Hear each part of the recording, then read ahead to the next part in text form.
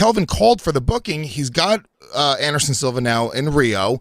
Yep. I think it's a great test. In my opinion, I think he's a much, much, much tougher test than Vitor Belfort. And I think that this is going to be the coming out party for Kelvin Gastelum if he can get past Anderson Silva. I think Anderson is almost, at a level now where he's the dude to beat at 185, where you can start really looking at, how good those guys are. Yeah, absolutely, for multiple reasons. And first and foremost, I want to say, there's Kelvin. He took an opportunity. The opportunity was he had the microphone in his hand in an arena with the UFC's attention, and he made it work. So many people, we've talked about this time and time again. They say, oh, give me whatever you want. I'm just happy to be here. Kelvin took the bull by the horns, said, give me Anderson Silva. And look, hey presto, he's got Anderson Silva. And you're absolutely right. Vitor, has diminished. It's as simple as that. Call it what you will. Call it steroids, call it old age, call it whatever the hell you want. I think anybody that would disagree with me, would be a liar. It's as simple as that. You cannot argue a case for Vitor Belfort not diminishing. It's as simple as that. He's lost 4 out of his last 5. He's been finished, 4 of them. Granted, all against very, very good competition, but still stopped in every one of them. And Kelvin did great. Kelvin did what he needed to do. You can't do any better than that. He went out first round, knocked him out, cold, dropped him twice, and looked fantastic. He really, really did. And now he's fighting Vitor in Brazil. And that will be, as you say, a coming out party because, Anderson is a huge name. Anderson, is diminished a little bit, but not like Vitor had. And also, if he beats Anderson, he'll be 3-0 at middleweight with Kennedy, Vitor, and Anderson. That's 3 good names to have on your resume. So, after that, I guess it would be a legit contender at 185. So, Kelvin's in a great position here because, of course, everybody expects him to go back down to welterweight. And this is what I said. I said he should just continue doing what he's doing at 170 because... at 185 because he's always got that escape plan. Push at 185, try and become the champion, and if it doesn't happen, then just say, boom, okay, well, I'll go down to my natural weight class of 170 and do it all over again.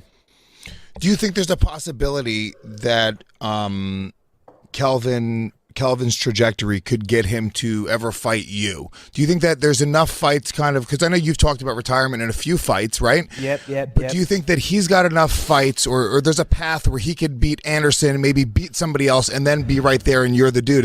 Do you think that you could end up fighting Kelvin one day? Yeah, well, let's take a look at it. So when are they going to fight in Rio? I think that's June. Let me look up the date. I think it's June. So they're going to fight in June, assuming. I'm hoping to fight GSP in July. So he beats Anderson in June. I don't know what Yoel Romero is going to do. Maybe him and Jacare are going to fight. Who knows? Who knows? Probably not, Lewis, to answer your question. But, if he beats Anderson in June and somebody gets injured, you never know. Yeah, that's true.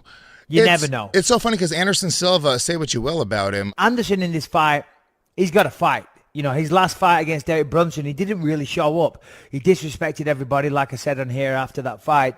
He didn't fight. He fucked around. There's no other way of putting it. He was clearly the better fighter. For the most part, he stopped the takedowns. But he just wasn't busy enough. Anytime he did throw anything, you got excited. You were like, okay, here we go.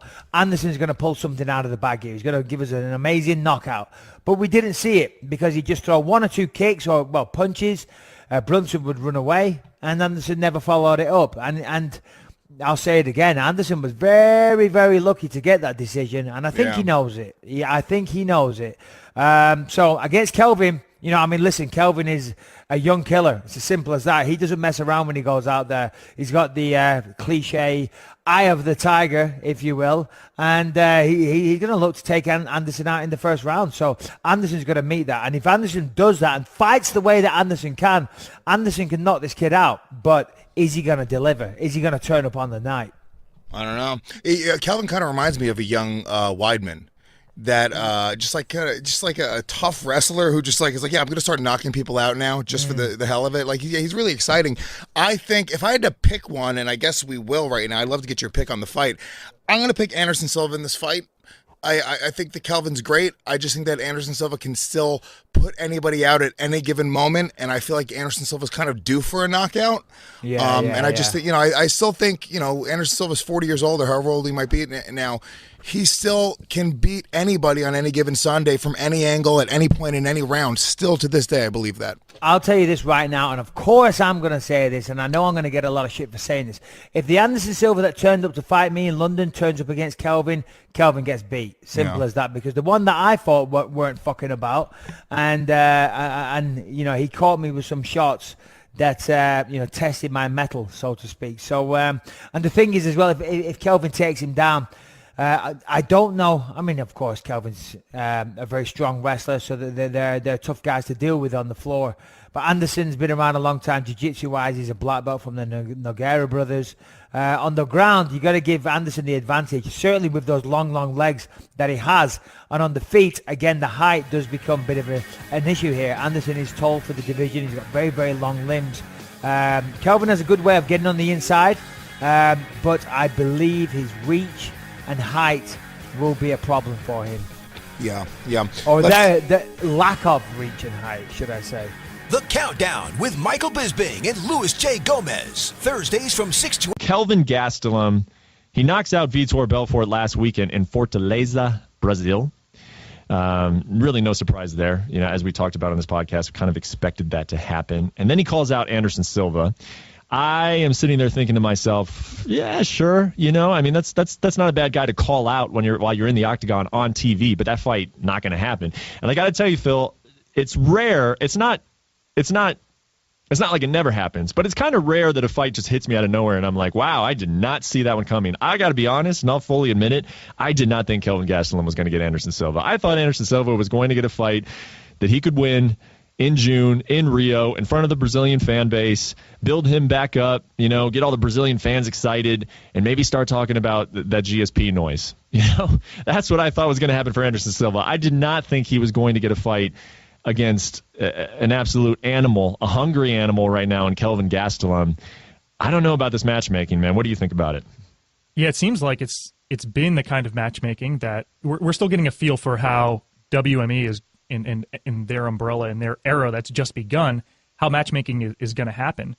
And when you see the young, talented fighter with an upward trajectory against an aging veteran, well, that's usually done to pad the resume of the young, upcoming upward trajectory fighter. But you wouldn't think that would happen to Anderson Silva. I mean, this is the guy Kelvin Gastelum, who was given Tim Kennedy, as punishment for missing weight at UFC 205. What it felt like. Like, man, this guy, you're fighting Tim Kennedy, who's a specimen, and then Gastelum goes out and wins the fight. He's a guy in his career who his career was really set off by beating Uriah Hall on the tough finale. He was the underdog. He's 3-0 in his career as an underdog, but he's a 3.5-1 favorite here. This fight itself, I don't see it going much differently than we saw the Cormier fight go at UFC 200. He won't have the same power advantage over Silva, obviously, that Daniel Cormier did. But in terms of strategy, a collegiate wrestler, he's going to try and get top position and just hold Silva down. I think he'd be foolish to let Anderson strike, to try and strike with him. We know the first things to go as these guys get into older age. Anderson turns 42 next month. The chin goes and the speed goes. This isn't Anderson Silva of his prime, 2008, when he was a human viper in the cage.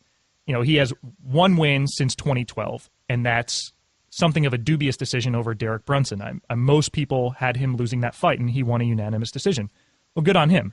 Now he gets Gastelum. Gastelum's a 3.5-1 favorite, and I don't see it going much differently than, like I said, DC's fight at UFC 200. So I think my take on this is that it's designed to just add some young depth to the middleweight division. You've got a guy like Robert Whittaker who's coming up the ranks, and then a lot of age behind him.